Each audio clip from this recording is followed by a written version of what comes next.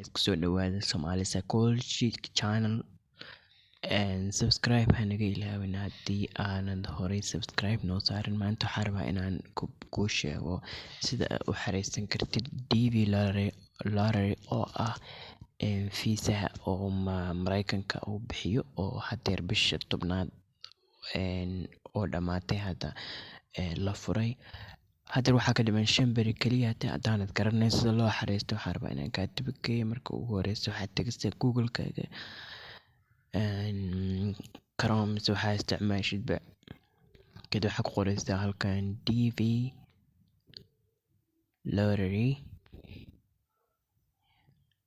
sidaa markaa ugu qortid DV Lottery waxaa kusoo baxaya website-ka ugu horeeya oo kusoo baxaya ayaad galaysaa.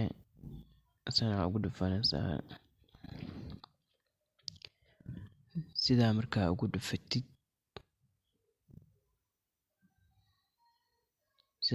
dhufatid waxaa kusoo baxaya website-ka noo furmaya.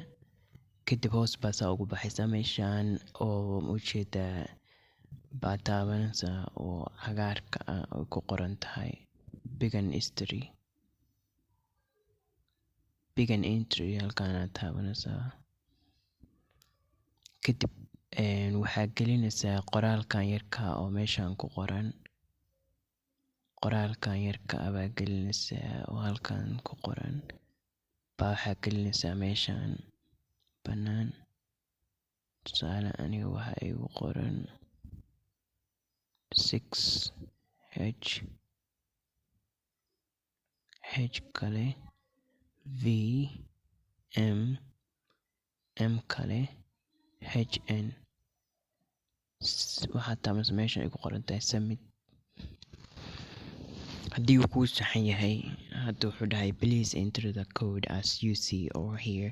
waad dhegeysan kartaa haddaad rabtid oo aanad halkan si fiican uga arki karin. halkaan aad ka dhegeysanaysaa. aan dhegeysano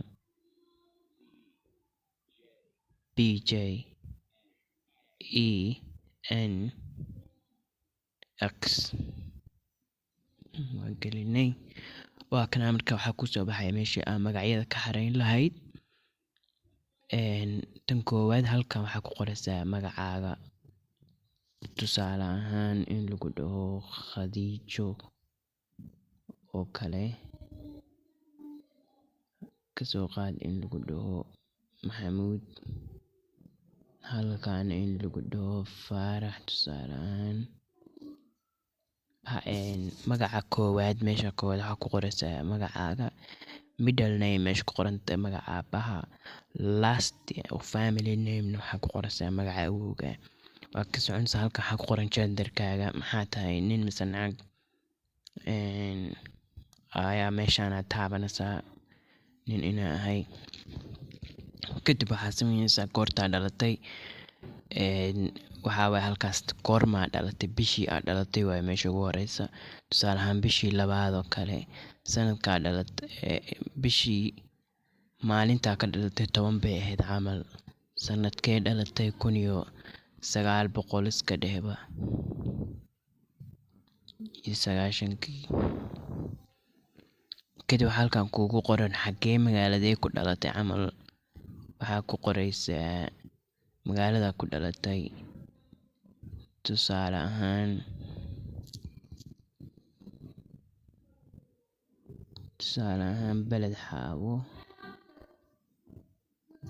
beled xaawo baa ku qoraysaa. halka waxaa wadanka ku dhalatay wadankii baa ku qoraysaa. wadanka ku dhalatay hadduu yahay wadan kale waa ku qoraysaa. hadduu Soomaaliya yahayna halkaana ka dooranaysaa wadanka ku dhalatay. marka aniga hadda waxaan dooranaynaa Soomaaliya. meeshaan waxaa waaye haddii wadanka aad ku dhalatay. meeshaan waxaa ku qoran wadanka aad ku dhalatay hadduu yahay wadanka loo ogol yahay sidiisaas uga tagaysaa. yacni yes baa ku qoran. halkaan meeshaan waxba ma gelinaysid saas uga tagaysaa haddii yes ku qoran tahay. haddii wadan kale aad joogtid laakiin wadanka sharciga u haysta inuu xareysto ay wadan kale tahayna no waa dhahaysaa. wadan kale aad ku qoranaysaa. halkan waxaa gelinaysaa sawirkii. hadda sawir maba kusoo talagelin. Meesha waxaa gelinaysaa sawirkii,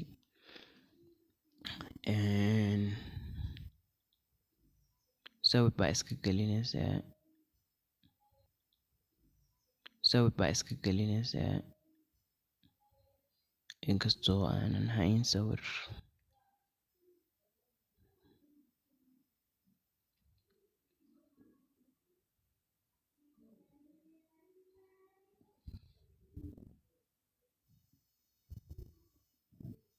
Adig sawirkaaga waa inaad soo sameysid. Sawir baa iska geliyay.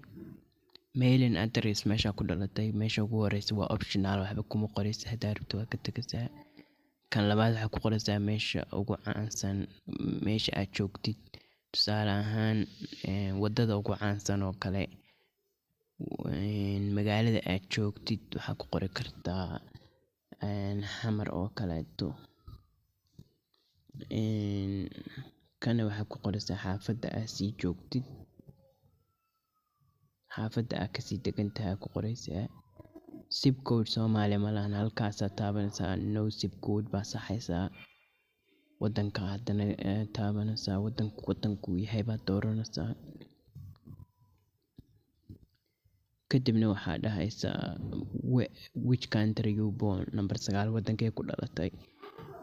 Marka wadankaa ku dhalatay baa meeshan ku qoraysaa. Lambarka waxaa waaye optional, hadaa rabto ha ku qorin. Halkaa emailka ayaa gelinaysaa. Halkaan waxaa gelinaysaa aqoontaada. Primary school hadaa dhamaysay halkaasaa taabanaysaa. Hadaa dugsi sare ka baxday halkaasaa taabanaysaa. Hadaa jaamacad qaybtood haysatid halkaana taabanaysaa. Hadaa jaamacad ka baxday meeshaana taabanaysaa. Hadaada guursan halkaana taabanaysaa. Haddii lagu furay halkaana taabanaysaa. Halkaan waxaa gelinaysaa ilmaha aad dhashay. Hadaa ilmo dhashay page kalaa laguu furayaa. Marka hadaad ilmo dhalin saanaa ku xareysan kartaa. Continue baa leedahay, sidaasay kuugu xareysan.